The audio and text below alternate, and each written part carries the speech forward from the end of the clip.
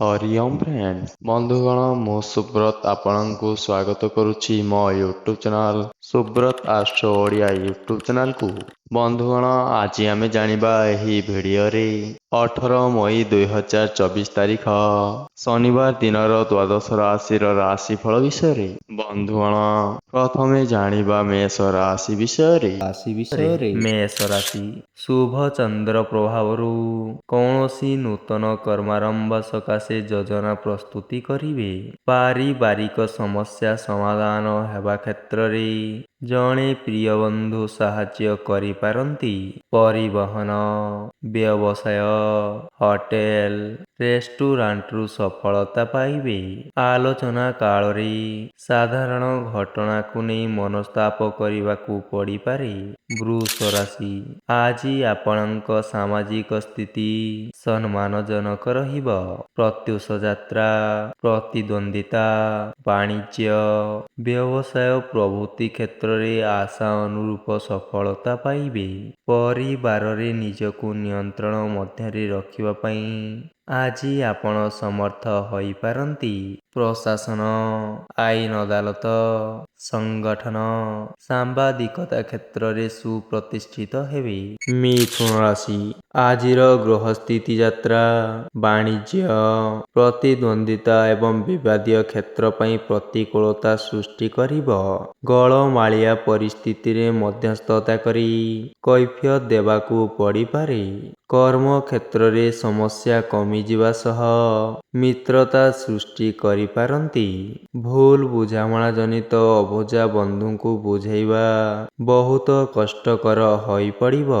କର୍କଟ ରାଶି ଆଜି ଚତୁର୍ଥେଶ ରାହୁ ଯୁକ୍ତ ହେତୁ ପାରିବାରିକ ବିଷୟ ନେଇ ଡିପ୍ରେସନ ଲାଗି ରହିବ। କର୍ମକ୍ଷେତ୍ରରେ ମିଥ୍ୟା ଅଭିଯୋଗ ସକାଶେ ଅନ୍ୟ ଉପରେ ବିରକ୍ତି ପ୍ରକାଶ କରିପାରନ୍ତି।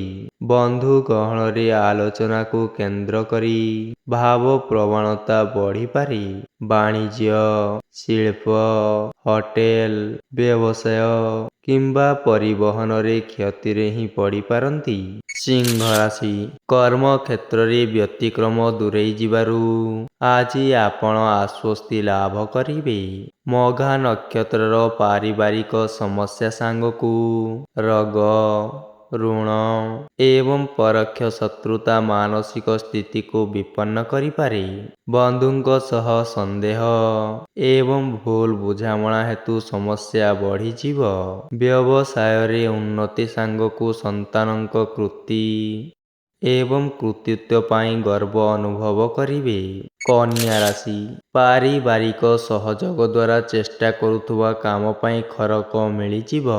ସତ୍ସଙ୍ଗ ଏବଂ ଧର୍ମଚର୍ଚ୍ଚା, କଳା, ସାହିତ୍ୟ ଏବଂ ସଭା ସମିତିରେ ସମସ୍ୟା ସମାଧାନର ରାସ୍ତା ବାହାର କରିପାରନ୍ତି। ନିଜ ମନପସନ୍ଦର ଜିନିଷ ଘରକୁ ଆଣିବେ। ପ୍ରଶାସନିକ ସଫଳତା, ମକଦ୍ଦମାରେ ବିଜୟ ଏବଂ ଆନୁଷ୍ଠାନିକ କାମରେ ସଫଳତା ପାଇବେ। ତୁଳା ରାଶି ପରିବାରରେ ସୁଖ ଶାନ୍ତି ଫେରାଇ ଆଣିବା ଦିଗରେ ପ୍ରଯତ୍ନ କଲେ ବିଫଳ ହେବ ନାହିଁ। ଅସୁସ୍ଥ ମାନସିକତା କାରଣରୁ ମନୋରଞ୍ଜନ କାର୍ଯ୍ୟକ୍ରମରେ ବିବାଦୀୟ ସ୍ଥିତି ଉପୁଜିପାରେ। ଶିଳ୍ପ, ବ୍ୟବସାୟ ଏବଂ ପରିବହନରେ ସଫଳତା ମିଳିବ। ରଚନାତ୍ମକ କାମ, କଳା, ସାହିତ୍ୟ ଏବଂ ସାମ୍ବାଦିକତା କ୍ଷେତ୍ର ଏବଂ ଚୁକ୍ତିପତ୍ର କରିବାରେ ସଫଳ ହେବେ। ବିଛା ରାଶି ଅର୍ଥନୈତିକ ଉନ୍ନତି, ସାମାଜିକ ପ୍ରଗତି, ଆନୁଷ୍ଠାନିକ କ୍ଷେତ୍ରରେ ସଫଳତାରୁ ଖୁସି ରହିବେ। ବନ୍ଧୁ ମିଳନ, ନୂତନ ସମ୍ପର୍କ, ପ୍ରୀତିପ୍ରଦ ଆଲୋଚନାର ସୁଯୋଗ ପାଇପାରନ୍ତି। ସାମ୍ବାଦିକତା, ପ୍ରଶାସନ, ରାଜନୀତି, ସାହିତ୍ୟରେ ସୁନାମ ଅର୍ଜନ କରିବେ। ସରକାରୀ କାମ ଏବଂ ପଦସ୍ଥ ବ୍ୟକ୍ତିବିଶେଷଙ୍କ ଦେଖା ସାକ୍ଷାତରୁ ଉପକୃତ ହେବେ। ଧନୁ ରାଶି ଅଧିକାଂଶ ସମୟ ଅନ୍ୟମନସ୍କ ଏବଂ ଭାବପ୍ରବଣତା ଯୋଗୁଁ ମନୋବଳ ହ୍ରାସ ପାଇପାରେ। ବ୍ୟବସାୟ ଏବଂ ପରିବହନ କ୍ଷେତ୍ର ଆଲୋଚନା ପରିସର ସଭା ସମିତିରେ ମୁଖ୍ୟ ଭୂମିକା ଗ୍ରହଣ କରିପାରନ୍ତି। ବକେୟା ଆଦାୟରେ ଜଣେ ବନ୍ଧୁ ସାହାଯ୍ୟ କରିବେ। ଆଜି କୌଣସି ବିବାଦୀୟ ଘଟଣାରେ ହସ୍ତକ୍ଷେପ କରିବା ଠିକ୍ ହେବ ନାହିଁ। ମକର ରାଶି ଯେତେ ଚେଷ୍ଟା କଲେ ମଧ୍ୟ ସବୁ କାମ ବିଳମ୍ବରେ ହିଁ ସମ୍ପନ୍ନ ହେବ। ବିବାଦୀୟ ଘଟଣାର ଦିଗ ବଦଳି ଯାଇପାରେ, ଯାହା ଆପଣଙ୍କ ସମସ୍ୟାକୁ କମାଇ ଦେବ। ବନ୍ଧୁ ଠିକ୍ ସମୟରେ ନ ଫେରିବା କାରଣରୁ ପ୍ରତୀକ୍ଷା ଜନିତ ଯନ୍ତ୍ରଣା ତୀବ୍ର ହେବ।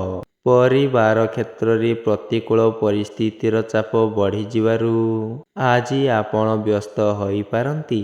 କୁମ୍ଭ ରାଶି ଶୁକ୍ରଙ୍କ ସୁପ୍ରଭାବରୁ କଳା, ସାହିତ୍ୟ, ସଙ୍ଗୀତ ପ୍ରଭୃତିରୁ ସମ୍ମାନିତ ହେବେ।